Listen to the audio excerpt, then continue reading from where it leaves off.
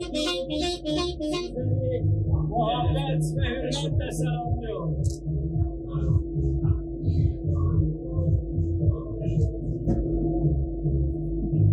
Kıymetli Van halkı, Genel Başkanımız Sayın Zekeriya Yapıcıoğlu, Van Büyükşehir Belediye Başkan adayımız Sayın Mehmet Mehtioğlu sizleri muhabbet ve hürmetle selamlıyor.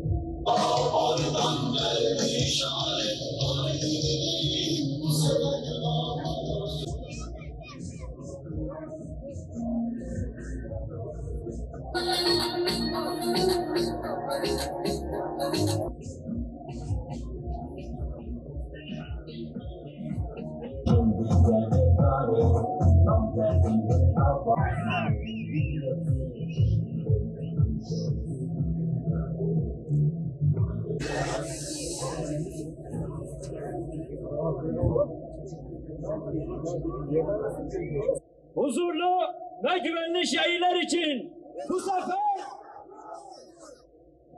dürüst belediyecilik, gerçek hizmet için bu sefer adil yönetim, kalkınan bir Van için bu sefer yerelde hizmet, güçlü bir gelecek için bu sefer. Evet. Bu rahmet iklimindeyiz. Birkaç saat sonra iftar sofralarında oturup iftar sevincini yaşayacağız ama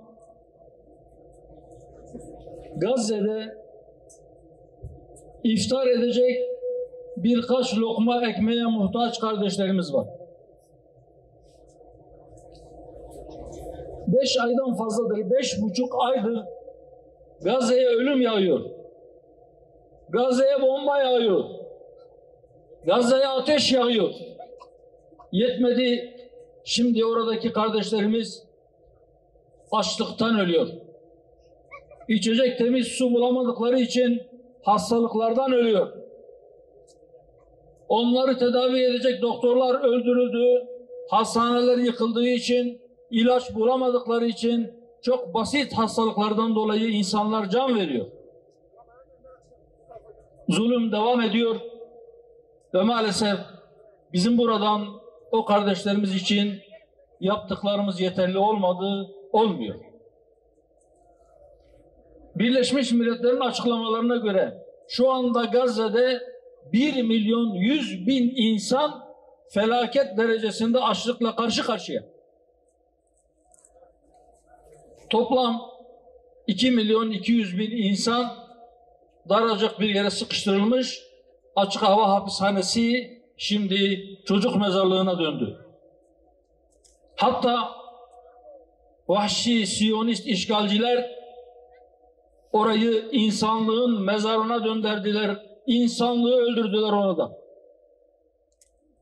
2 milyarlık İslam alemi seyrediyor. Yeterince bir şey yapamıyor. Bütün Müslümanlara, bütün İslam alemine sesleniyorum. Her bir ferdine, her bir kuruluşuna, her bir hükümetine, her bir sivil toplum kuruluşuna, her bir derneğine, vakfına. Bugüne kadar yaptıklarımız yetmedi. Eğer yetseydi zulüm biterdi. Eğer yetseydi soykırımı durdurmuş olurduk. Durduramadığımıza göre daha fazla bir şeyler yapmamız gerekir. İlk önce bu konuda bir hesabımızı yapalım ve yaptıklarımızın yeterli olmadığını görelim ve bundan sonra inşallah yapılacaklara bir şeyler ilave edelim. Oradaki zulüm sürüyor diye zannetmeyin İsrail bu savaşı kazanacak. Savaşta en fazla insan öldüren savaşı kazanmıyor. İsrail bütün dünyadan mahkum oldu, ahlaki üstünlüğünü kaybetti, askeri bir başarı elde edemedi diye hıncını savunmasız kadınlardan birkaç günlük, birkaç aylık bebeklerden alıyor. İnşallah bu onun sonunu yaklaştıracak. Hiçbir askeri hedefine ulaşamadı, bundan sonra da inşallah ulaşamayacak. Evet değerli dostlarım, orada bir savaş yok. Orada savunmasız bebekler, savunmasız kadınlar, beli bükülmüş ihtiyarlar, sivil insanlar öldürülüyor. Değerli dostlar, 10 gün sonra aynı zamanda bizim önümüze bir sandık kurulacak. 10 gün sonra seçime gideceğiz. Mahallemizin muhtarlarını, belediyelerimizin meclislerini, ilçelerimizin ve illerimizin belediye başkanlarını seçeceğiz. Biz bir seçime gidiyoruz. Gazze'de bir savaş yok dedik, burada da savaş yok. Burada bir seçim var. Ama birileri burada da sanki savaş varmış gibi konuşuyor. Daha birkaç gün önce Van'da birisi, ismini anmaya değmez, zehir kustu. Üye sayıları isimlerinin harf sayısından fazla olmayan birkaç marjinal sol örgütün bir araya gelmesiyle kurdukları bir parti vardı. 10 yıl boyunca kimse onların ismini bile duymadı. Sonra geldiler, paraşütle bir partinin tepesine eş genel başkan olarak indiler. Milletin sırtından, Kürtlerin omuzlarından yükseltilerek meclise gönderildiler. Kendilerini bir şey zannetmeye başladılar. Uzaklardan gelip burada kendilerince, akıllarınca milleti birbirine karşı kışkırtacaklar, milleti birbirine kırdıracaklar, milleti birbirine düşmanlaştıracaklar ve bu şekilde kendi siyaset gemilerini yüzdürecekler. Bunlar projedir. Bunlar talimatla hareket eden projedir. Evet, bu proje şahsiyetler bu milletin huzurunu kaçırmak istiyor. Biz yola çıktığımız günden beri söylüyoruz. Önce insan, öncelik adalet. Siyaset insan merkezi olmak zorundadır. Siyaset insana hizmet için yapılır. Ve biz siyasetimizin merkezine insanı aldık ve inşallah biz hep insanlık diyeceğiz, biz hep huzur diyeceğiz, biz hep adalet diyeceğiz, biz hep hizmet diyeceğiz, biz hep kardeşlik diyeceğiz. Varsın onlar savaş tamtamları çalmaya devam etsinler. Varsın onlar insanlarımızı birbirine karşı kışkırtmaya çalışsınlar. Bu millet uyandı. 10 yıl iftira ettiler, başaramadılar. 10 yıl karalamaya çalıştılar, başaramadılar. Millet Hüdapar'ı tanıdı, tanıdıkça bağrına basıyor. İnşallah daha da yakından tanıyacak ve o gün onların işi burada bitmiş olacak. Bu proje insanların artık paraşütle tepeden hiçbir yere inemeyecekler. Korkuları, panikleri ondandır. Ama inşallah biz daha önce onların oyunlarını bozduk. Biz yine onların oyunlarını bozacağız Allah'ın izniyle.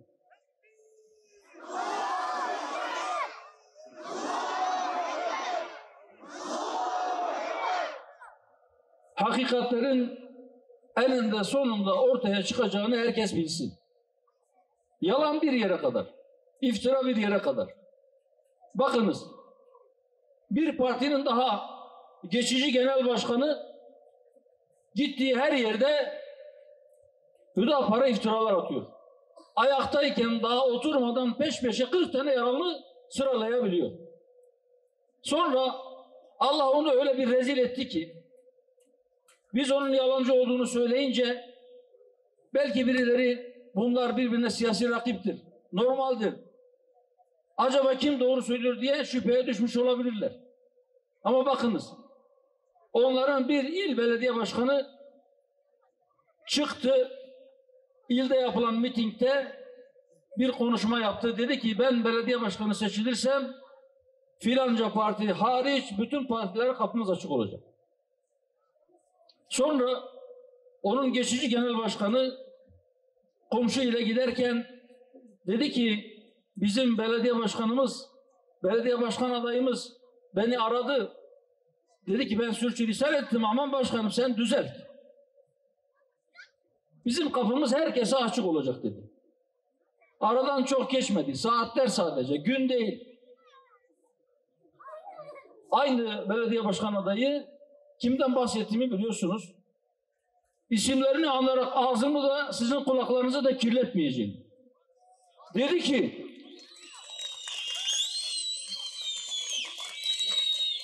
belediye başkan adayı genel başkanına cevap verdi. Hayır dedi. Ben sözümün arkasındayım. Daha önce DEM partileri giremez demişti. Sonra bir de Ödapar'ı ilave etti. Dedi ki bu iki parti hariç diğer partilere açıktır. Evet, hakikatler ortaya çıkıyor. Bazen onlar kendi kendilerine itirafçı oluyorlar. İtiraf ediyorlar yalanlarını. Şimdi öbür eş genel başkan dün Batman'da konuşuyor. Bizden bahsediyor, diyor ki Kobani davasında itirafçı olmuşlar. Bak yalana bak. Allah seni de rezil edecek, az kaldı, bekle. Diyor ki isimleri sayıyor. Daha önce partinin başkanlığı yapmış kişileri, şu anda tutuklu olanları sayıyor peş peşe. Diyor ki bu arkadaşlarımızın içeride olmasının, tutuklu olmasının sebebi Hüdapar'dır diyor. Çocuk bile inanmaz. Ama kıt akıllılar inanır. Onlara buradan söylüyoruz. Sizin yalanlarınıza kıt akıllılar inanır sadece. Kıt akıllılardan da size bir hayır gelmez.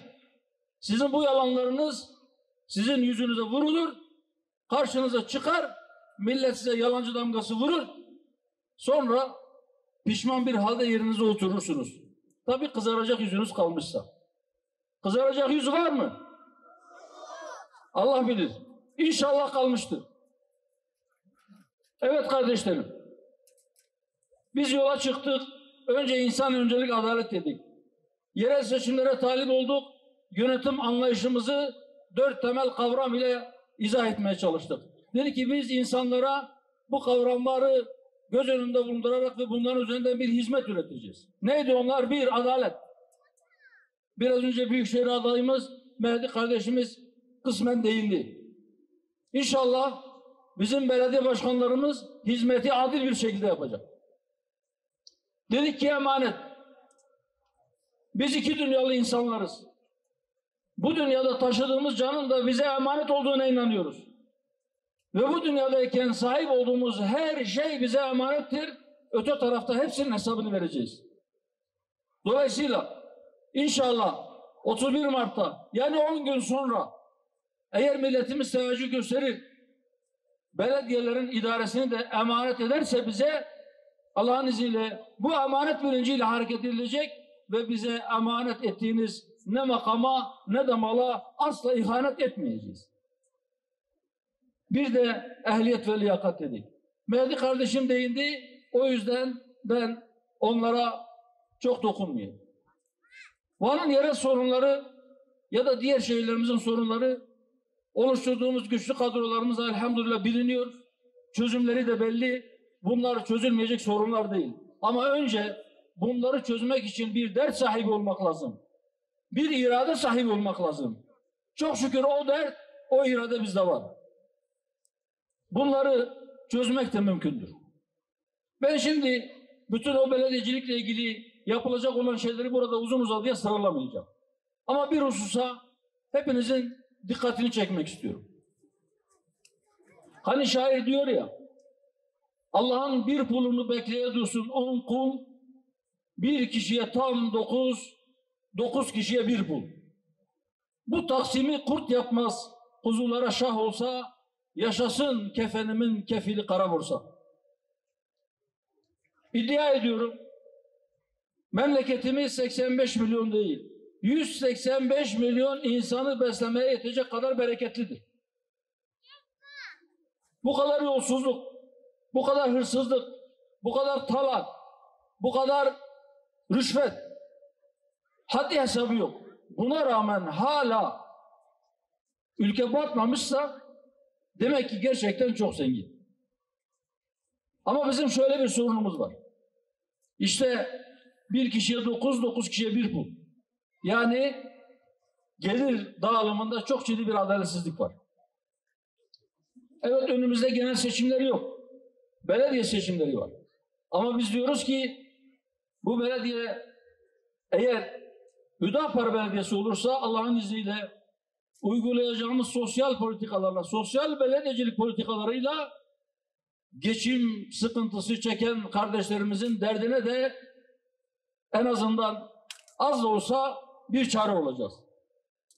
Biz diyoruz ki bir beldede bir kişi acından ölürse o beldenin halkı tamamen sorumludur ama en başta o beldeyi, o şehri yöneten sorumludur. Bizim yönettiğimiz belediyelerde hiç kimse aç kalmayacak diyoruz. Hiç kimse evsiz olduğu için sokakta kalmayacak diyoruz. Mesela biz diyoruz ki insani su kullanım hakkı vardır. Her insanın temiz suya ulaşma hakkı vardır. Maddi zorluklar içerisinde olan insanların suya ücretsiz ulaşım hakkı vardır. Dolayısıyla dar gelirli kardeşlerimize içme suyunu ve günlük hayatında zaruret miktarı suyu biz onlara inşallah ücretsiz vereceğiz. Biz sosyal belediyecilik anlayışımız gereği genç kardeşlerimize de bazı müjdeler verdik. Aile kurumu çöküyor. Biz aileyi yüceltelim diyoruz. Evet, birileri aileyi devletten sonra en gerici kurum olarak isimlendirebilir. Ya da aileyi bir zindana, bir hapishaneye ya da tehlikeli bir yere benzetebilir. Ama biz şuna inanıyoruz. Aile kurumu çökerse bir millet ayakta kalamaz. Ailenin hedefe konması küresel bir projedir. Ve eğer aile çökerse Allah muhafaza onun yerine konabilecek başka hiçbir kurum, hiçbir müessese yoktur. Biz aileleri ayağa kaldırmak ve onları güçlendirmek istiyoruz. İnşallah belediye başkanlarımız seçildiğinde maddi imkansızlıklar nedeniyle evliliği, yuva kurmayı erteleyen gençlerimizin elinden tutacak. Oluşturacağımız fonlarla, aile fonlarıyla evlenecek gençlerimize beyaz eşya ve çeyiz yardımında bulunacağız. İnsanoğlunun ihtirası sınırsızdır. Sınırsız ihtiras sahipleri o kaynakları, o imkanları sağa sola yandaşlarına peşkeş çektikleri için, iç ettikleri için, israf ettikleri için bu kaynaklar yetmiyor. İnşallah israfsız, rüşvetsiz bir belediyecilik ile yolsuzluğun olmadığı bir belediyede belediyelerimizin kaynaklarını tamamen son kuruşuna kadar halkımızın, milletimizin hizmeti için ayıracağız. Hiçbir belediye başkanımız belediyenin tek bir kuruşunu kendi reklamı için harcamayacak. Harcayamayacak. Billboardlara bakın. Şu kameralar aracılığıyla memleketin diğer taraflarında yaşayan insanlarımıza da sesleniyorum. Bakın, eğer bir billboardta belediye şu hizmeti üretir diye bir şeyler asılmışsa, billboardun yarısından fazlası belediye başkanının fotoğrafıysa yapılan şey o hizmeti duyurmak değil. O belediye başkanının reklamını yapmaktır. Kendi reklamını yapıyorsan kendi paranla yapacaksın. Belediyenin parasıyla yapmayacaksın.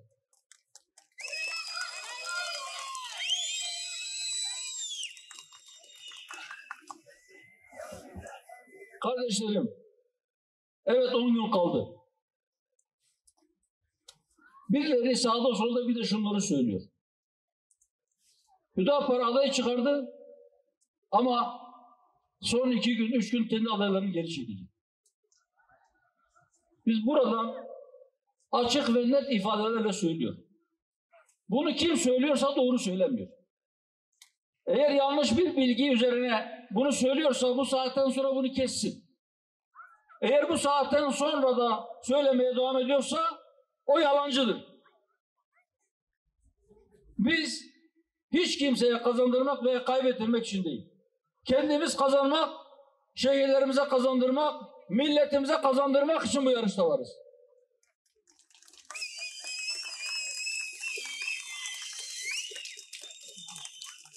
İnşallah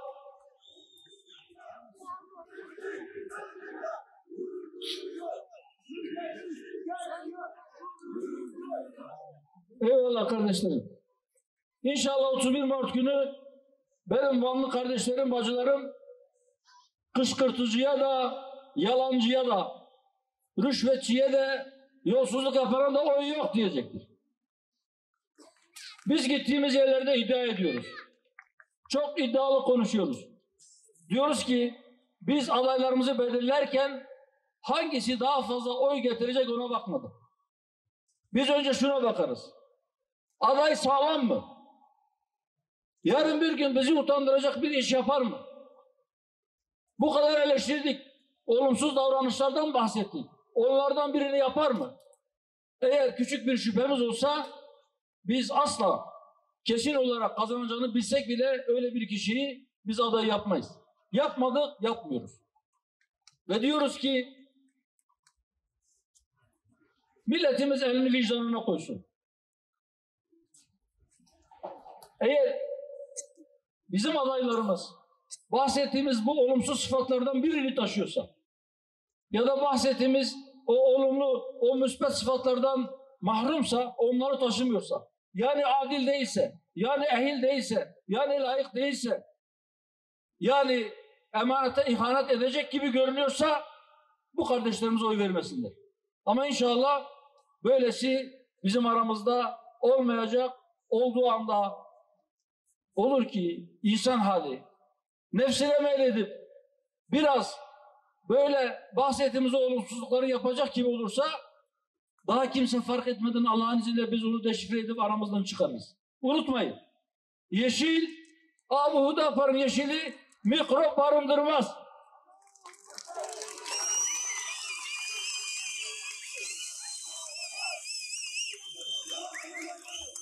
Ben şimdiden 31 Mart seçimlerinin Van'ımız için, memleketimiz, milletimiz için hayırlar getirmesini diliyorum. Ve bütün kardeşlerime söylüyorum. Diyorum ki daha önce çok farklı siyasi görüşteki insanları denediniz. Şimdiye kadar hiç Hüdapar'ı denememiş olanlara söylüyorum. Bu sefer Hüdapar değil. Hüdapar'ı da bir kez deneyin. Ama sizi uyarıyorum. Yüksek düzeyde bağımlılık yapar. Eğer bir alışırsanız var ya, evet, o hizmet anlayışına, o sıcaklığa, o tevazuya bir kez alışırsanız emin olun bir daha vazgeçemeyeceksiniz. Veren amtab behavra ambejim efcar Hüdapar.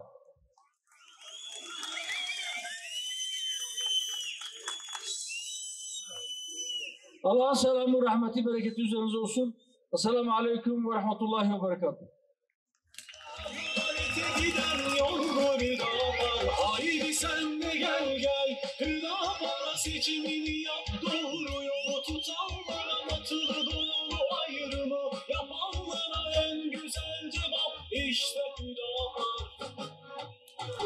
Önce insan, önce kemal, davamız hakkı işte siyaset. Hüdapar'dan geldi işaret, haydi şimdi dökülür yollara. Önce insan, önce kemal, davamız hakkı işte siyaset. Hüdapar'dan geldi işaret, haydi gelin bu sefer Hüdapar'a.